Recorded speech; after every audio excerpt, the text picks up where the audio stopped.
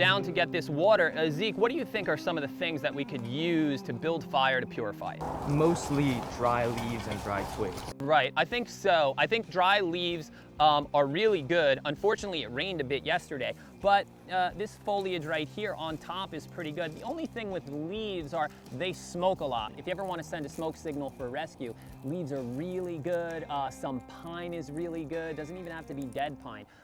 And you could make a smokestack and you could signal someone for rescue. That's smoke signaling. So that's really good. But you know, we don't always want to use leaves unless it's really, really dry, because then they'll have a good flame to it, but they go out very quick. So you want certain things in certain burn times, and it's very easy. It's very simple. Some people make it hard. The things on the bottom to start the fire have the least amount of burn time and burn the easiest, okay?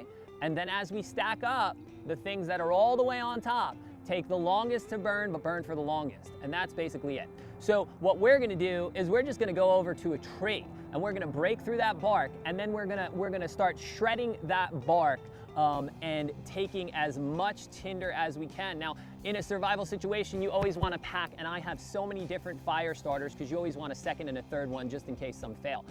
So that's my suggestion, but again, in the wild, you have to do it. You'll want to look for sticks that are leaning against trees because they won't be as wet if it had rained. Of course, if it's dry, you can almost start a fire with anything. But in the winter, in cold situations, you want to look for leaning sticks. You want to look for some dead trees. You want to look for some bird's nests because they have little fire and feathers and things in there that'll go up right away. Now, if it's really wet out and you get the bark and you start a little fire, you want to put logs around that fire and twigs around that fire and kindling and even tinder around that fire so they can dry out as you start to build your fire. Okay, so let's get something from trees so we could start a fire. When we get water, we could have that on us so we could immediately purify that water, and then we could drink it to stay hydrated in our first step to survive.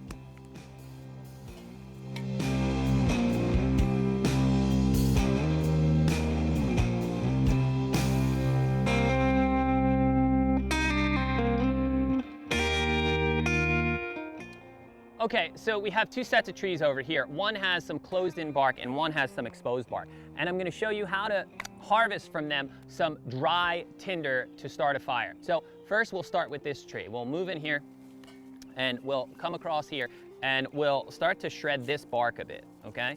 And now this bark is it's a bit wet, but I think that'll be used well. So we wanna gather some of this and this bark actually. You want a trusty knife. I mean, this knife is the sharp of the sharp. It is expensive, but you do want an expensive knife in a survival situation. So most likely your knife is not gonna be able to, it's not gonna be able to get a piece like that thin, okay? So my suggestion is you continue to scrape with your knife and catch with the other hand. You just keep going and you can get all this. I can probably just carve here.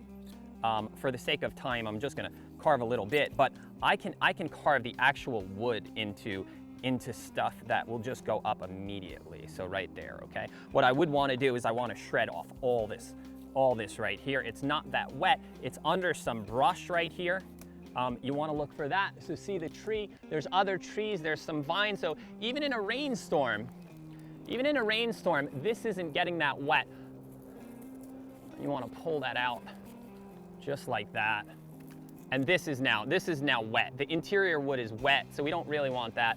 We want to get all this dry stuff right here. Oh, look how dry that is. Look at that. Look at that. So easy, it comes off there. This will go right up. This will go right, that's moss, so you know that's a bit wet right there. Just like this. Just like this. We'll keep it on us, okay? We'll stick it in our pack. Zeke, why don't you keep carving over there? Show them how you do it. Show them how it's easy.